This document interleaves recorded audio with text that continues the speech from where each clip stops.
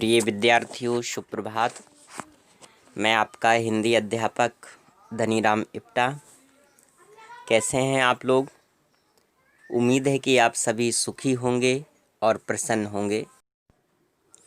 सोमवार को कोई वीडियो अपलोड नहीं किया गया था क्योंकि मैं अभी इस प्रयास में था कि आप लोगों की जो निर्धारित पाठ्य पुस्तकें हैं उनको खोजा जाए, उनकी व्यवस्था की जाए और उन्हीं के अनुसार आप लोगों को पढ़ाया भी जाए। तो मैंने पूरा प्रयास कर लिया है और मैं बुक्स भी लाया हूँ। तो आज मैं आप लोगों को उन्हीं बुक्स के आधार पर बताऊंगा कि आप लोगों की ये बुक्स है, कौन सी बुक्स है आपकी।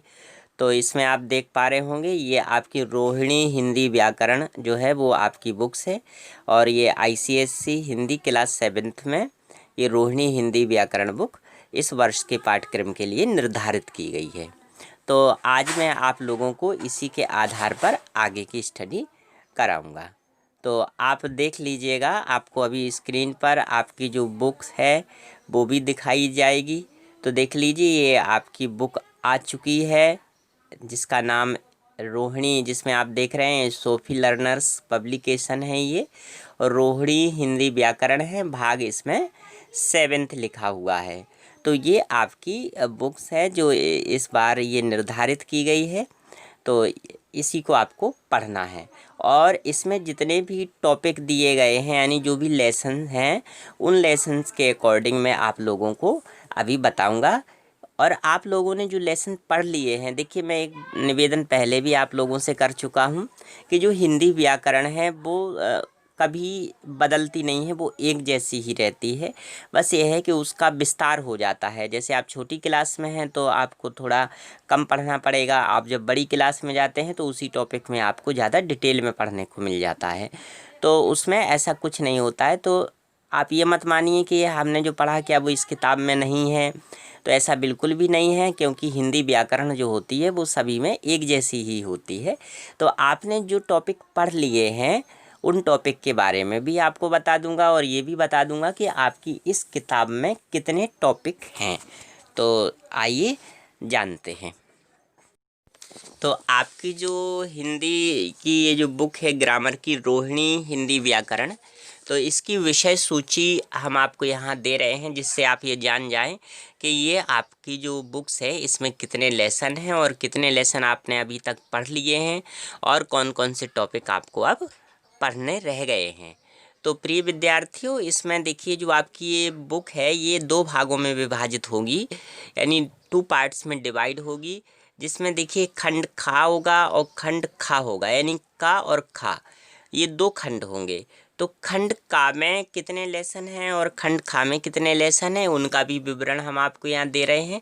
तो देखिए जैसे इसमें दिए गए हैं कि पहला जो टॉपिक है इसका भाषा लिपि बोली व्याकरण का है, फिर वर्ण विचार है, शब्द विचार है, शब्द भंडार है, वाक्य विचार है, संज्ञा लिंग वचन कारक विशेषण क्रिया संधि समास सर्वनाम काल वाच्य अभिकारी शब्द उपसर्ग और प्रत्यय मुहावरे और लोकोक्तियाँ विराम चिन्ह, ये इतने जो टॉपिक हैं ये खंड का में हैं।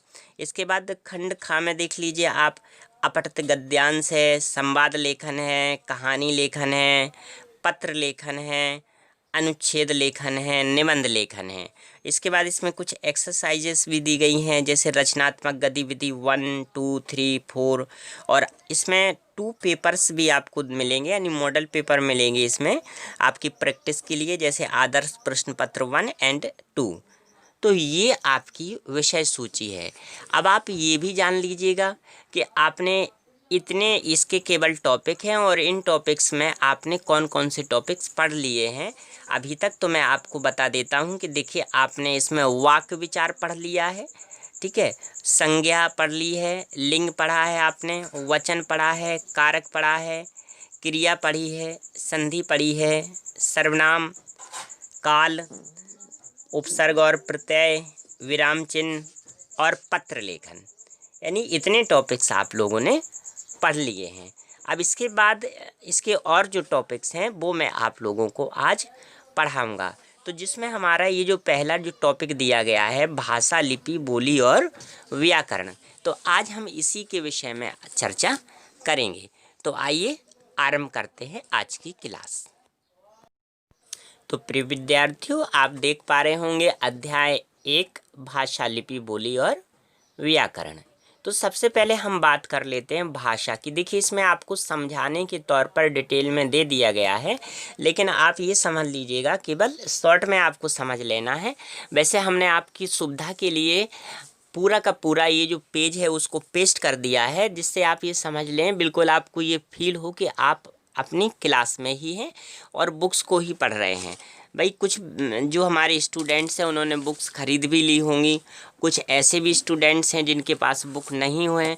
तो जिनके पास बुक्स नहीं हैं या जिन्होंने खरीद ली है, उन दोनों के लिए ये यूजफुल होगा। तो आप देख लीजिए, बिल्कुल सेम टू सेम आपको ऐसा ही पेज मिलने वाला है और ऐसे ही आपको पेज मिलेगा, और जिनके पास है वो देख भी सकते हैं। तो इसको समझते लेकिन सरल भाषा में, ये तो किताबी भाषा है जो लिखा हुआ है, ये आपकी किताब का पेज है, लेकिन इसको भी हम लोग सरल भाषा में ज़रूर समझेंगे। लेकिन इसको हम थोड़ा समझ लेते हैं, इसकी जो अपनी लैंग्वेज है इसको भी समझते हैं, और हम आपको एक सरल भाषा में भी इसको समझाने का प्रयास करेंगे। तो देखिए, भाषा क्या है, इसमें दे रखे हैं कि जो भाषा शब्द है ये भाष धातु से बना है, जिसका अर्थ होता है बोलना, यानी भाष का मतलब होता है बोलना। अतः हम जो मनुष्य हैं बोलकर अथवा लिखकर अपने मन के भावों को व्यक्त करते हैं और सुनकर दूसरे भावों को समझते हैं। तो बोलने की, समझने की और लिखने की ये जो प्रक्रिया है यही भाषा कहलाती है। फिर भी हम देखते हैं कि मनुष्य एक सामाजिक प्राणी है। समाज में रहकर उसे अपने भावों एवं विचारों के आदान प्रदान की आवश्यकता होती है। यानी अगर हम समाज में रह रहे हैं तो हमको क्या है कि अपनी बात को कहने के लिए और दूसरी बातों को सुनने के लिए ये प्रक्रिया अपनानी पड़ती है। यानी हम अपनी बात को बोलकर, लिखकर, समझकर एक दूसरे से प्रकट करते हैं, जिसके लिए वह भाषा का प्रयोग करता है, यानी जिसके लिए हम सभी लोग भाषा का ही प्रयोग करते हैं। वह अपने आसपास विभिन्न गतिविधियों को देखता है, समझता है तथा उन्हें दूसरों को समझाना भी चाहता है। यानी हम जब भी समाज में रहते हैं तो अपनी गतिविधि को, अपनी जो प्रक्रिया होती है उसको हम समझते हैं और दूसरों को भी हम समझाने का प्रयास करते हैं।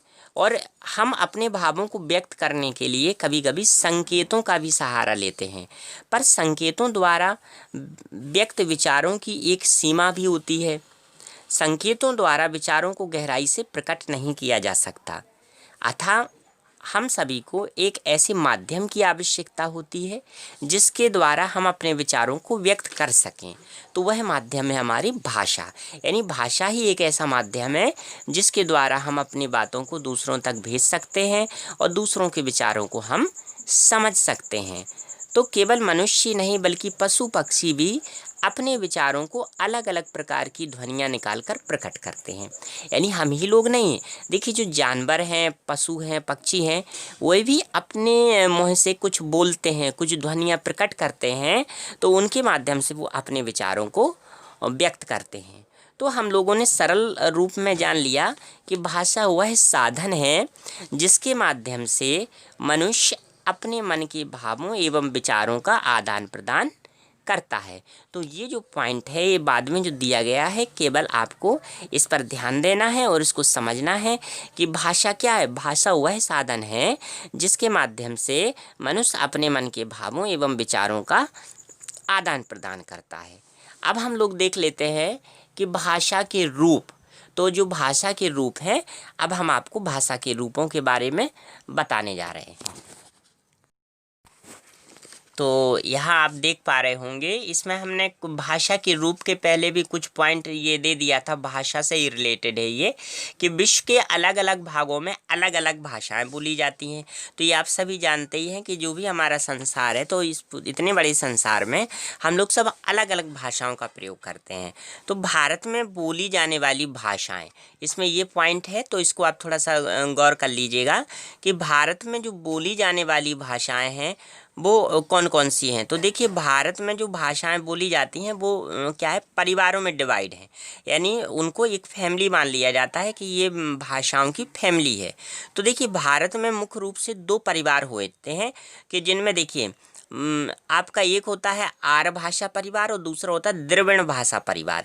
ये आपको केवल हम अभी संक्षिप्त रूप से समझा रहे हैं। वैसे अगर हम इसके विषय में जाएंगे तो ये विषय बहुत विस्तार हो जाएगा इसका, क्योंकि ये जो बोलियां हैं, भाषाएं हैं, इसका भी अपना एक पूरा का पूरा टॉपिक है, ये बहुत बड़ा टॉपिक हो जाता है।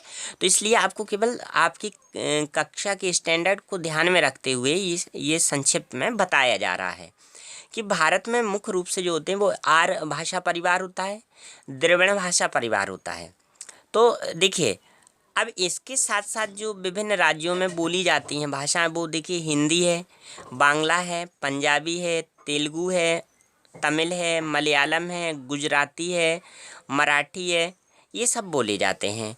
और विश्व के जो अन्य देश हैं उनमें वो जो बोली जाने वाली भाषाएं हैं जैसे फ्रेंच है, स्पेनिश है, अंग्रेजी है, स्वाहिली है, सिंहली है, जर्मनी है, चीनी है, तो ये हो जाते हैं तमाम।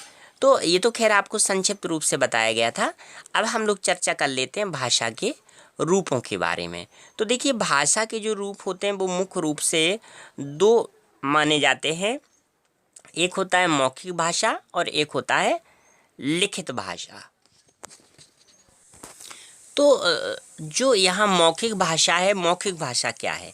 देखिए जब हम बोलकर अपने विचार व्यक्त करते हैं तो उसे हम मौखिक भाषा कहते हैं। मौखिक भाषा का प्रयोग हम वार्तालाप करने में, टेलीफोन पर बातचीत करने में, साक्षात्कार करने में यानी इंटरव्यू जब हम देते हैं या लेते हैं, पढ़ाने में, जैसे कि मैं आपको पढ़ा रहा हूँ तो मौखिक भाषा का प्रयोग कर रहा हूँ, समझाने में, संगीत सुनने तथा कमेंट्री इत्यादि के लिए करते हैं। नाटक, फिल्म आदि में कलाकार संवादों का उच्चारण बोलकर ही करते हैं। तो मौखिक भाषा में ध्वनियों का प्रयोग किया जाता है। तो मौखिक भाषा में ध्वनियों का प्रयोग किया जाता है, इससे मतलब कुछ नहीं है, केवल इतना है कि हम जो बोल रहे हैं तो बोलने में कोई ना कोई तो हमारे स्वर निकलेंगे ही हैं। तो बस इतनी सी बात है। तो आपको इसमें केवल इतना समझना है कि जब हम बोलकर अपने विचार व्यक्त करते हैं तो उसे हम मौखिक भाषा कहते हैं। और इसके उदाहरण के तौर पर आप लिख सकते हैं कि जैसे वार्तालाप करना, टेलीफोन पर बातचीत करना, पढ़ाने के लिए, समझाने के लिए, ये सब आप इसमें उदाहरण के तौर पर लिख सकते हैं या समझ सकते हैं। तो चलिए अब हम बात कर लेते हैं लिखित भाषा की। तो लिखित भाषा को भी आप लोग समझ ही गए होंगे कि आखिर ये जो लिखित भाषा है वो लिखित भाषा क्या है। तो देखिए जब हम बोलकर, आपने देखा था कि जब हम बोलकर अपने विचार करते हैं तो वो मौखिक भाषा, और जब हम लिखकर अपने विचार व्यक्त करते हैं, यानी जब हम लिखकर अपने विचार व्यक्त करते हैं तो इसको हम लिखित भाषा कहते हैं। और लिखित भाषा में वर्णों का प्रयोग किया जाता है। तो मौखिक भाषा में ध्वनियों का प्रयोग किया जाता है, यानी हम लोग बोल रहे होते हैं तो वो ध्वनियाँ हो जाती हैं। और लिखित भाषा में हम लोग वर्णों का प्रयोग कर लेते हैं, क्योंकि भाई लिखेंगे तो लिखने में हमको वर्ण तो चाहिए होंगे ना, बिना वर्णों के तो हम लिख नहीं पाएंगे। तो लिखित भाषा का विकास मौखिक भाषा के बाद हुआ।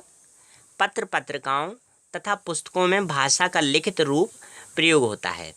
इसका प्रयोग पत्र व्यवहार करने, कहानी और कविता लिखने के लिए किया जाता है।